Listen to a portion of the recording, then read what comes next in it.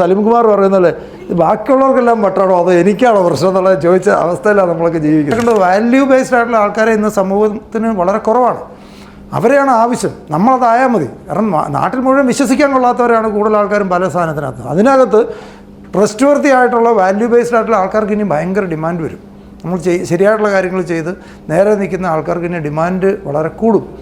അതാണ് ഇനിയുള്ള കാലത്ത് ഏറ്റവും. കാരണം ഈ ടെക്നോളജിയൊക്കെ വന്നതിന് ശേഷം ഇത് കുറഞ്ഞുകൊണ്ടിരിക്കുക. മനുഷ്യൻ്റെ ഒരു ഗുണനിലവാരം കുറഞ്ഞുകൊണ്ടിരിക്കുകയാണ്. കാരണം ഫേക്കുകൾ, ഇപ്പോൾ കേരളത്തിലെ അവസ്ഥ നോക്കി, ഫേക്കുകൾക്കാണ് ഏറ്റവും ഡിമാൻഡ്. ജെന്യൂൻ ആയിട്ട് ആൾക്കാർ ഇപ്പോൾ കേരളത്തിൽ ഉദാഹരണം പറയുകയാണെങ്കിൽ, കേരളത്തിൽ 300 രൂപ ശമ്പളത്തിന് ജോലി ചെയ്തുകൊണ്ടിരുന്നിട്ട് കേരളത്തിൽ ഏറ്റവും കൂടുതൽ ഇൻകം ടാക്സ് അടയ്ക്കുകയും ഇത്രയും പേർക്ക് തൊഴിൽ കൊടുക്കുന്ന ചിറ്റലപ്പള്ളി കൊച്ചോസഫ് ഫേസ്ബുക്കിൽ ഒരു പോസ്റ്റ് ഇട്ടാൽ നിങ്ങളാരും ശ്രദ്ധിക്കുന്നുണ്ടോയെന്ന് അറിയാമല്ല. അതിൻ്റെ താഴെ വരുന്ന കമൻറ്റ് ആകെ കൂടി 8 കമൻറ്റൊക്കെയാണ് ആകെ കൂടി വരുന്നത്. അതിനകത്ത് 5 പുള്ളി ചീത്തവിളിയാണ്. 5 പുള്ളികൾ ചീത്തയാണ്, ബാക്കി 2-3 പേര് മാത്രം അതിൻ്റെ ഒരു താഴെ. എന്നാൽ ഞാനിവിടെ പ്രത്യേകിച്ച് നിങ്ങൾക്ക് തന്നെ അറിയാവുന്ന നമ്മുടെ എന്നൊക്കെ പറഞ്ഞ് ഓരോരുത്തർ വരുന്നുണ്ട്. എന്തൊക്കെ വൃത്തികേടുകൾ പറഞ്ഞ് എന്തെല്ലാം സാധനം. ഒരേ എക്സാമ്പിൾ പറഞ്ഞാൽ ഇവിടെ അതുപോലെ തന്നെ ഉണ്ട് എന്നൊക്കെ പറഞ്ഞ യൂട്യൂബർമാരുണ്ട്. അവരൊക്കെ വന്നൊരു കട ഉദ്ഘാടനം ചെയ്താൽ റോഡ് ബ്ലോക്ക് ആവുകയാണ്. ഒന്ന് ആലോചിച്ചോണം. അതായത് നമ്മൾ എങ്ങോട്ടാണ് പോകുന്നത്, ഇതെങ്ങോട്ടാണ് സ്റ്റേറ്റ് പോകുന്നത്, മനുഷ്യരെങ്ങോട്ടാണ്, ഇതെന്താ ആൾക്കാരെല്ലാം ഇങ്ങനെ. അതായത് എന്തെല്ലാം കൊള്ളരുതായ്മ കാണിക്കുന്നവർക്ക് ഇവിടെ ഭയങ്കര ഫോളോവേഴ്സും.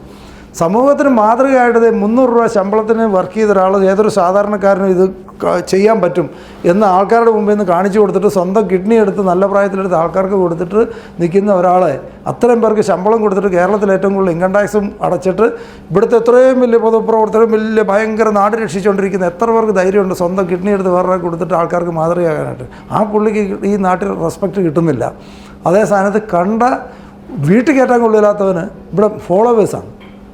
ഒന്ന് ആലോചിച്ച് നോക്കി, എങ്ങോട്ടാണ് ഇത് പോകുന്നത്? നമുക്കറിയാൻ പറ്റില്ല, മനസ്സിലാകുന്നില്ല ഇത് എങ്ങോട്ടാണ് ഈ പോകുന്നത്. നമുക്കാണോ കുഴപ്പം? എന്നിട്ട് ഏതോ സിനിമയ്ക്കകത്ത് സലിംകുമാർ പറയുന്നല്ലേ ബാക്കിയുള്ളവർക്കെല്ലാം പട്ടാണോ അതോ എനിക്കാണോ പ്രശ്നം എന്നുള്ളത് ചോദിച്ച അവസ്ഥയിലാണ് നമ്മളൊക്കെ ജീവിക്കുന്നത്. അപ്പോൾ ആ ഒരു കാലത്ത് ആണ് ജീവിക്കാൻ നമ്മൾ വേറിട്ട് നിൽക്കാൻ നമുക്ക് സാധിക്കണം.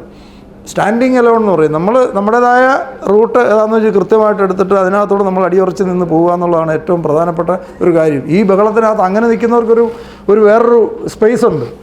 അങ്ങനെ ശരിയായ കാര്യങ്ങൾ ചെയ്ത് ജീവിക്കണം നിർബന്ധമുള്ളവർക്ക് വേറൊരു സ്പേസ് ഉണ്ട്. ബാക്കിയുള്ള സ്ഥാനം അനുകൂലത്തൊക്കെ അതിൽ നടന്നോളും. ഇവർക്ക് വേറൊരു വാല്യൂ ഉണ്ട്.